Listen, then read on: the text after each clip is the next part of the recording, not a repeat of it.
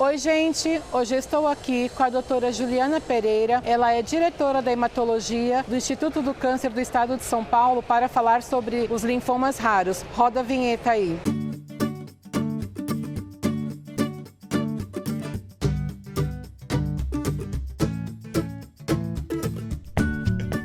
Doutora, muito bem-vinda à nossa TV Abrale. Para a gente iniciar a nossa conversa, eu gostaria de saber qual a incidência máxima de uma doença que ela pode ser considerada rara. Veja, a gente tem algumas definições. A definição que é mais aceita é a definição da Organização Mundial da Saúde, que ela considera uma doença rara aquela que tem uma incidência que varia entre 0,5 a 7 casos para cada 10 mil pessoas. Então, esse é o maior critério que se utiliza para considerar uma doença rara. Doutora, quais são os tipos de linfoma que são considerados raros? Um dos exemplos de linfomas raros são, então, os linfomas da linhagem linfóide T. Nós temos como exemplo o linfoma de células T periféricos não especificados, nós temos o linfoma de células T angioimunoblástico, os linfomas de células T periférica anaplásicos também, que são muito pouco frequentes. E outros linfomas também, não da linhagem T, por exemplo, o linfoma primário do mediastino, que é um linfoma de células B, mas eles representam apenas 5% também, 5 a 10% dos linfomas não Hodgkin. Doutora, por que em alguns casos de linfoma linfoblásticos das células T são considerados uma leucemia? O linfoma linfoblástico e a leucemia linfóide aguda, eles biologicamente são as mesmas células. Existem alguns critérios, vamos dizer assim, arbitrários que se colocou em comitês de experts que determina que o linfoma linfoblástico que tem mais de 25% de células neoplásicas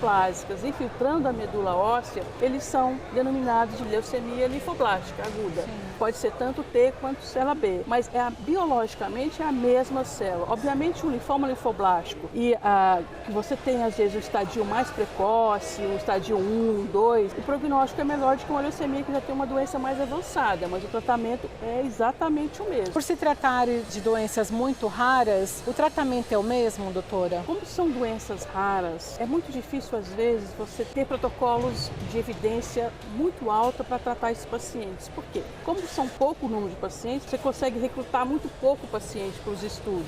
Então, o que acontece com essas doenças mais raras? O tratamento tem uma evidência muito baixa. Usualmente, eles são baseados em estudos observacionais, tem muita experiência das pessoas que tratam esses pacientes e, muitas vezes, extrapolação de protocolos usados para outros tipos de doenças, outros tipos de linfomas menos raros. Então, o tratamento não é sempre igual. Existem estudos clínicos no foco no tratamento para esses subtipos que a senhora comentou? Existem, mais recentemente. Esses linfomas T, que são os mais raros, você não tinha estudos para esses pacientes até uns 5, 6, 7 anos atrás. Agora sim a gente está começando a ter estudos clínicos com fármacos novos, direcionados para esses pacientes com doenças mais raras. Realmente, há ainda uma carência de estudos clínicos para essa corte de pacientes, exatamente pela dificuldade de recrutamento. Como o recrutamento vai durar muito tempo, às vezes é difícil você fazer aqueles estudos para você obter algum resultado. Os pacientes com linfoma raro têm cura